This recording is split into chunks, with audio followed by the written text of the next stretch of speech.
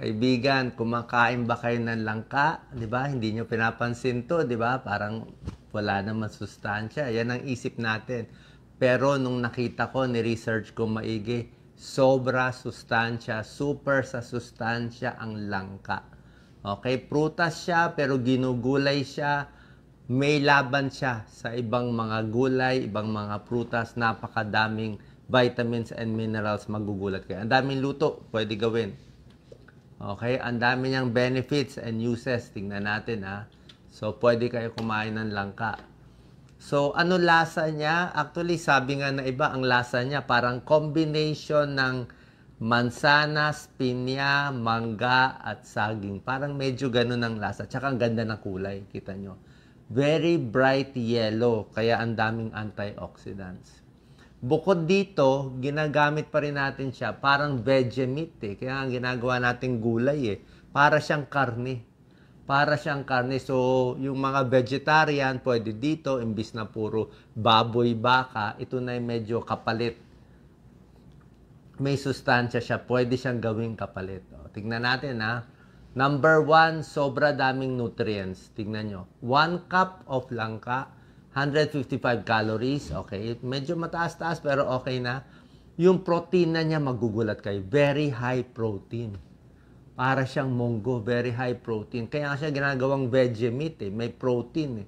Itong prutas siya eh. Pero mataas talaga protein niya. Tingnan niyo yung vitamins and minerals niya. Sobra taas. Lampas 10% lahat to. Vitamin A, 10% ng requirement. Vitamin C, 18 to 21% yan.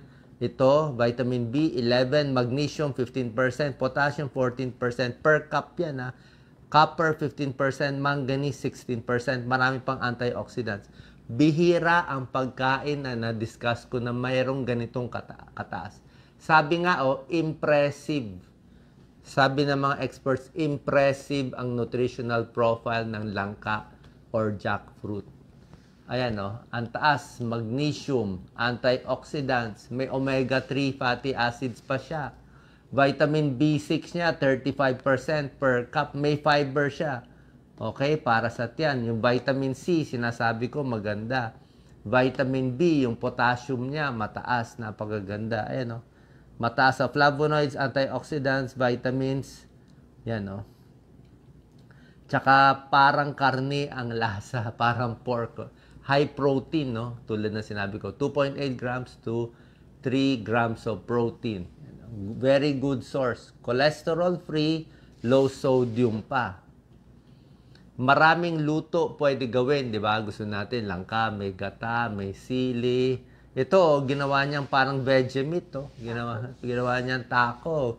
Ito, ginawa niyang parang karne, nilagay sa salad. At ang malakas na benefit ng langka para sa diabetes, pwedeng-pwede.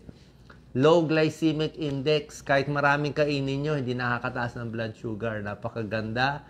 Mataas pa yung fiber niya. Nakita nyo, di ba? Very fibrous di ba? Para siyang may fleshy So, ang pagkain maraming fiber, maganda rin sa tiyan, good for digestion, nakakapigil din yung pagtaas ng blood sugar. Mataas din yung protina niya, maganda rin niya sa blood sugar. So, good for diabetes. Actually, isang possible side effect nga niya, baka daw bumaba masyado blood sugar mo. Yung pang kinakatakot nila na bumaba masyado, ang problema natin, diabetes Number 3, makakatulong sa maraming sakit. Okay? Hindi pa to proven ng mga malalaking scientific trials, pero sa dami ng vitamin C niya, 20%, maganda yan sa puso.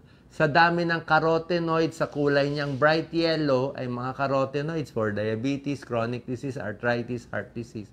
Maraming antioxidants itong flavonoids for blood pressure, for cholesterol.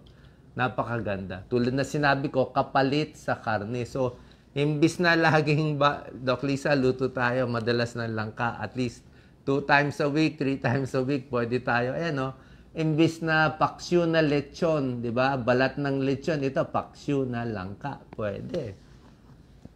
Hamburger, puro beef, puro taba, o giniling, o iba siya, langka burger to.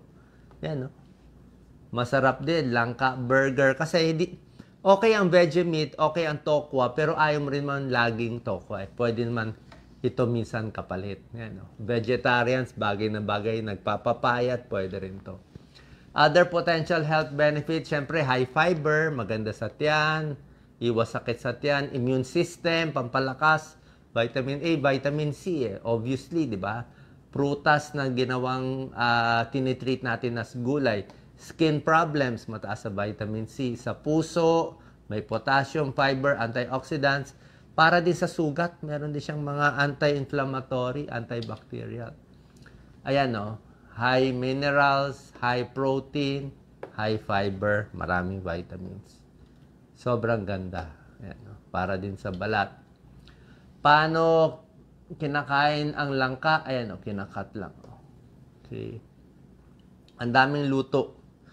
Bahagay pala yung langka, ito rin sinabi nila, tumutubo ang langka sa mga mahihirap na bansa, yung mga developing countries. Kaya malaking tulong to para hindi magutom, hindi mag-starvation, hindi mamayat yung mga taong nakatira sa mahirap na lugar. Tuloy magaling ang Diyos, yan na binibigay sa atin. So, imbis na magutom na walang pambili, yan na lang langka. High protein, para siyang munggo. Ano possible side effects? Actually, itong mga side effects, medyo questionable to, nilagang question mark. Sa buntis kasi, wala lang pag-aaral, pero walang nagsasabi na masama siya. Pwede man sa tingin ko kumain ng konti. Allergy, lahat naman ng pagkain, pwede ma-allergy, very rare. Ito pa nga worry nila, baka daw bumaba masyado yung blood sugar mo. O kaya pag kumakain ka marami lang ka, tingnan mo, mamaya makontrol yung blood sugar, babawasan yung gamot mo. Pero hindi ko sinasabi langka lang ang gamot sa diabetes. Ang ibig ko sabihin, tingnan mo lang yung blood sugar mo. Siyempre, pag mas fruit, mas gulay na langka ang kakainin mo, baka mas bumaba blood sugar mo, which is good. May ilan lang nagsasabi, baka daw maantok pag may surgery. I'm not sure, pero wala sila pinapakita ng pag-aaral eh. Hindi pa to klaro kung bakit bago operahan, mag-ingat daw sa langka. Pero sa tingin ko, hindi naman ganito to ka-common. Kaya we don't have to worry about it. Depende sa luto ng langka. Di ba sabi ko, kung may gata, wag lang masyado maraming gata. Mas kainin nyo yung langka. Yung gata kasi medyo may saturated fat, tsaka may cholesterol. Pag ganito ang luto ng langka, sige pa konti-konti, matamis, okay lang eh. Ito, okay naman ginatan. Kaya lang, syempre, gata yan. Ito, sugar to. Ito, banana Q, sugar, matamis. Pwede naman paminsan-minsan. Pero syempre, dinagdagan mo na ng matamis. Sinubukan ko pa ipaglaban. Okay, ito, merong mga studies yan eh. Pinaglalaban yung nutritional profile ng langka versus apple. An apple a day keeps the doctor away. Pakita mo, Doc Lisa. Yan. Maniwala ka ba na tinalo ng langka? Ayan, panalo lahat ng langka, oh. Langka, panalo lahat sa vitamin A, vitamin C, calcium, iron, magnesium, oh. Tinalo niya lahat, oh. Tinalo niya lahat ng apple. Mas mataas lang ang apple sa fiber, sa pectin. Yun lang. 'Di ba? So, meron naman ibang benefits yung apple. Mas marami pag-aaral yung apple. Pero kung based on vitamins and minerals, kung makikita mo, panalong-panalo ang langka. Di lang natin pinapansin. Favorite kong saging, 'di ba? O kaya ba talunin ng langka ang saging? Kita nyo, medyo patas ang laban nila. Panalo ang saging sa ibang mga components. Ito, may ilang vitamin B, B6 na mas panalo siya. Pero marami din panalo yung langka. Pero obviously, ang saging kasi, marami pa siya ibang benefits eh. Meron siyang tryptophan, pamparelax. Meron siyang leucocyanidin ng saging, pampatapal sa tiyan, pang-ulcer, pang-gastritis, pamparelax, pampakalma yung saging, more energy, pag nagugutom ka, pag hindi ka pa kumakain, nalilipasan ka ng pagkain, okay ang saging, pampakalma ng tiyan eh. Pero yung iba, syempre, hindi ka masyado kakalma dito eh. Yun lang ang panalo ng saging. Pero based on vitamins and minerals, may laban ang langka sa kahit ano itapat mo sa kanya. So, ayan po. So, try natin mas kumain ng langka. Tignan nyo. Maayos siya, high protein, healthy yan. Baka nakakalimutan natin kumain. Depende lang po sa pagluto natin. Good luck po. Share po natin sa ating kababayan.